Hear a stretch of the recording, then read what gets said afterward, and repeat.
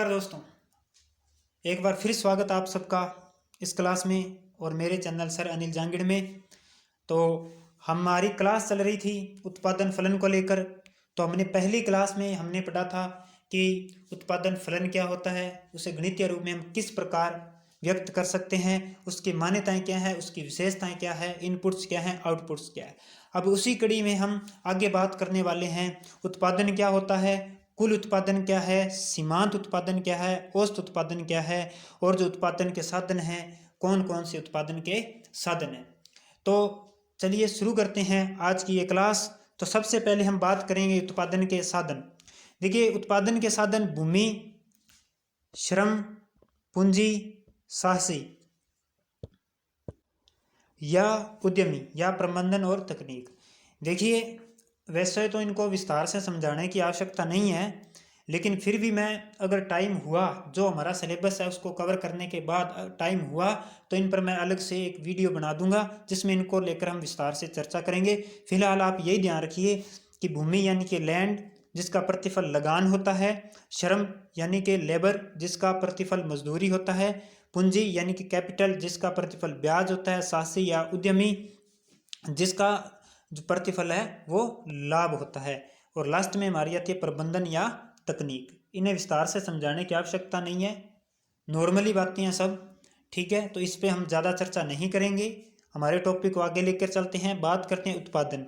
देखिए, उत्पादन क्या होता है? प्रोडक्शन, किसी वस्तु की उपयोगिता का सृजन, उपयोगिता में वृद्धि या उपयोगिता का निर्माण करना ही क्या होता है? उत्पादन होना है। और अगर साधारण बोलचाल में कहें, तो मानवीय भाषा में कहें, तो किसी वस्तु को निर्माण करना क्या हो जाएगा? उत्पादन करना। और इकोनॉमिक्स की भाषा में बोलें तो किसी वस्तु की उपयोगिता का सृजन, उपयोगिता में वृद्धि या उपयोगिता का निर्माण करना क्या कहलाएगा? उत्पादन कहलाएगा। अब यहाँ पे उपयोगिता का क्या अर्थ है? देखिए, उपयोगिता वो होती है जो किसी वस्तु का वह गुण जो मानवीय आवश्यकताओं को संतुष्ट करता है, ठीक है, वो उपयोगिता होती है।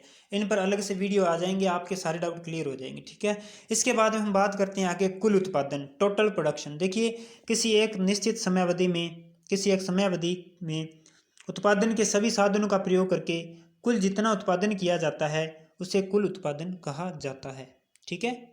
यानी कि निश्चित समयावधि में उत्पादन के सभी साधनों का प्रयोग करके कुल जितना उत्पादन किया जाता है उसे कुल उत्पादन कहा जाता है। अगर इसे एक समीकरण के रूप में हम व्यक्त करें तो Q बराबर FL/Kn, ठीक है, ये हो जाएगा। और कुल उत्पादन की गणना दो प्रकार से की जा सकती है। कुल उत्पादन की गणना दो प्रकार से कर सकते हैं हम। देखिए, एक तो पहली तो है एक साधन की विभिन्न इकाइयों से प्राप्त सीमांत उत्पादों को जोड़कर, सीमांत उत्पादन को जोड़कर, यानी कि TP बराबर सिग्मा MP, यानी कि total production equal sigma marginal production. इसके बाद में नंबर 2, औसत उत्पादन को साधन की इकाइयों से गुणा करके कुल उत्पादन ज्ञात किया जा सकता है, यानी कि कुल उत्पादन TP बराबर औसत उत्पादन इंटू श्रम संख्या, ठीक है। ऐसे भी हम जो है कुल उत्पादन को ज्ञात कर सकते हैं। इसके बाद में हम बात करते हैं औसत उत्पादन की।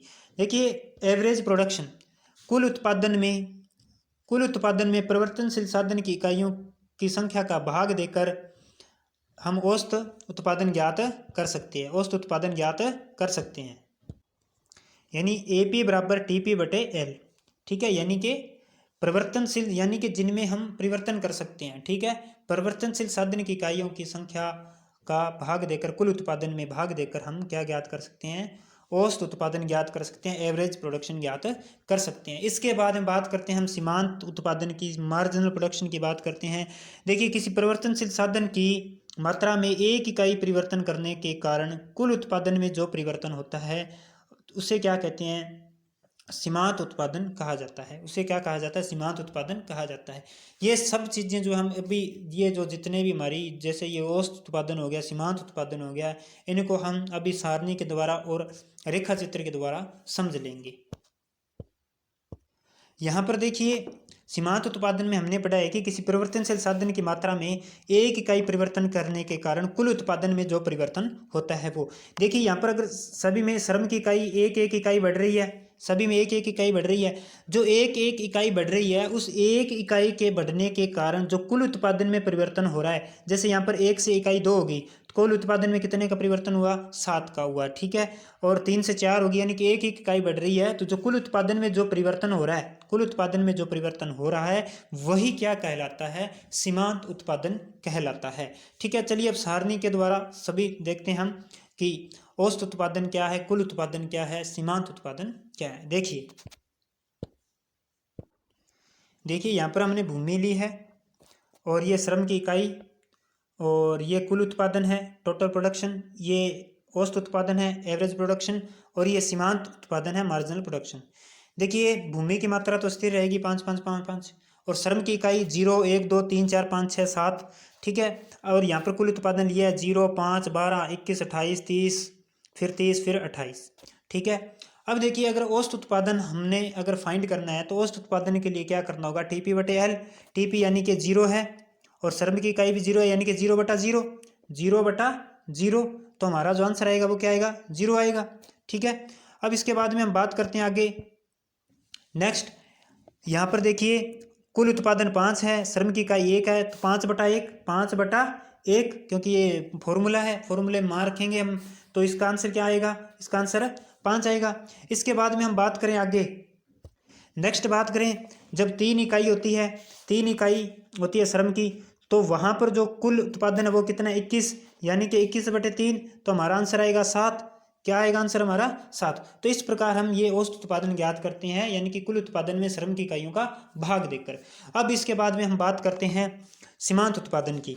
देखिए सीमांत उत्पादन के अंतर्गत हम क्या देखते हैं, सीमांत उत्पादन में हम देखते हैं कि परिवर्तनशील साधन की एक इकाई परिवर्तन करने से कुल उत्पादन में कितना परिवर्तन हो रहा है। यहाँ पर देखिए एक एक की का परिवर्तन हो रहा है, एक एक इकाई का परिवर्तन हो रहा है। इस एक एक इकाई के परिवर्तन के कारण जो कुल उत्पादन में जो परिवर्तन हो रहा है, यहाँ पर देखिए 0 का है, यहाँ पर कितने का हो गया, 5 का, यहाँ पर कितने का हो गया, 7 का, यानी कि ये जो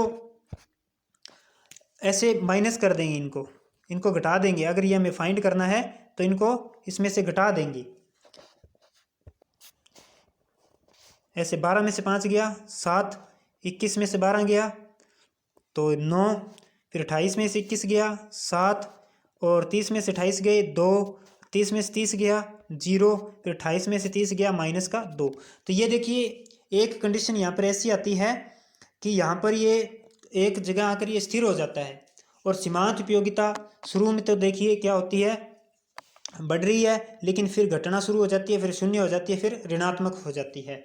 इसी प्रकार उत्पादन जो है पहले बढ़ता है, फिर स्थिर होता है, फिर वापस से घटना शुरू हो जाता है। ऐसा क्यों होता है, इसकी चर्चा हम अभी करेंगे रेखा चित्र के द्वारा, तो ये चीज़ भी हम आपको अब समझा देंगे,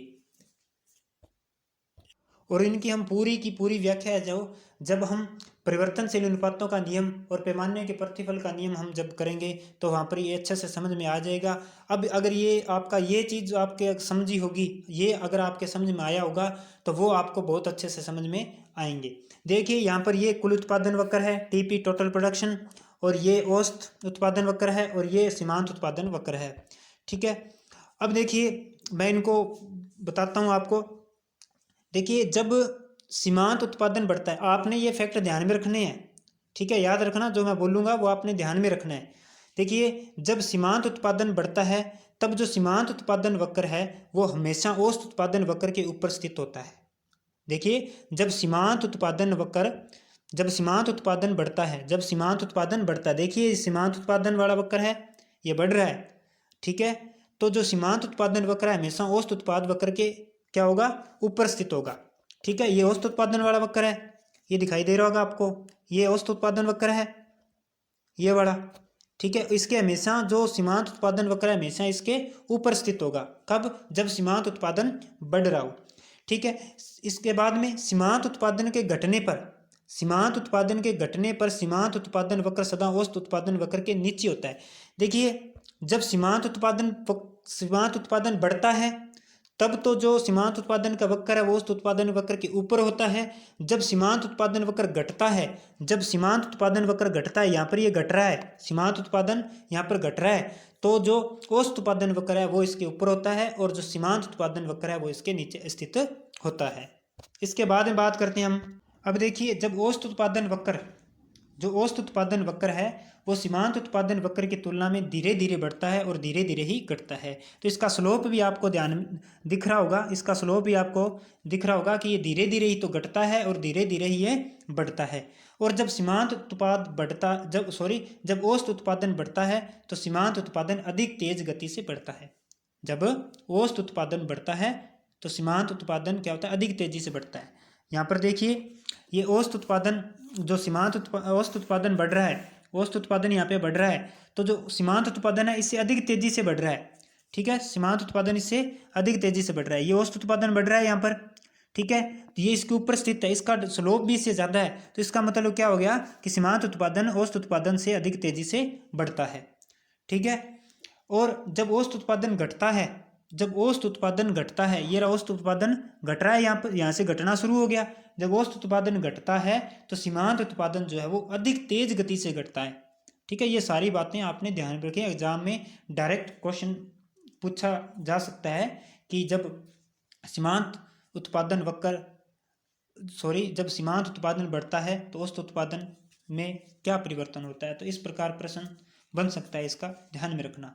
ठीक है, यानी कि जब औसत उत्पादन घट रहा है, जब औसत उत्पादन घटता है, यहाँ पर औसत उत्पादन घटना शुरू हो गया।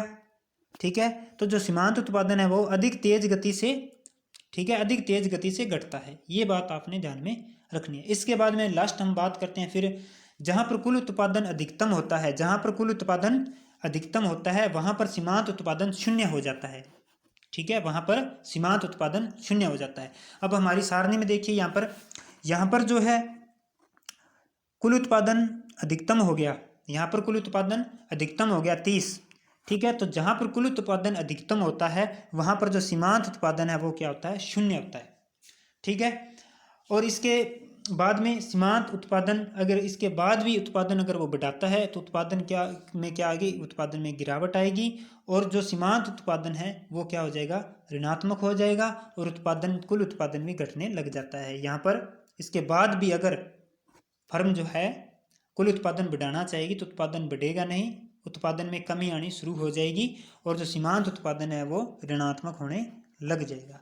इन पर पूरे अच्छे से चर्चा हम अगली क्लास में करेंगे, क्योंकि वहाँ पर हम परिवर्तनशील अनुपातों का नियम और पैमाने के प्रतिफल का नियम जब पढ़ेंगे तो ये बहुत अच्छे से समझ में आएगा। तो आज की क्लास यहाँ तक की थी। तो प्लीज़ अगर क्लास आपको अच्छी लगे, समझ में आए, तो प्लीज़ कमेंट ज़रूर करें, वीडियो को लाइक ज़रूर करें, और ज़्यादा से ज़्यादा शेयर करें, और चैनल को सब्सक्राइब कर लें। मेरे टेलीग्राम चैनल से जुड़ने के लिए मेरे चैनल को ज्वाइन कीजिए, लिंक डिस्क्रिप्शन में दिया गया है।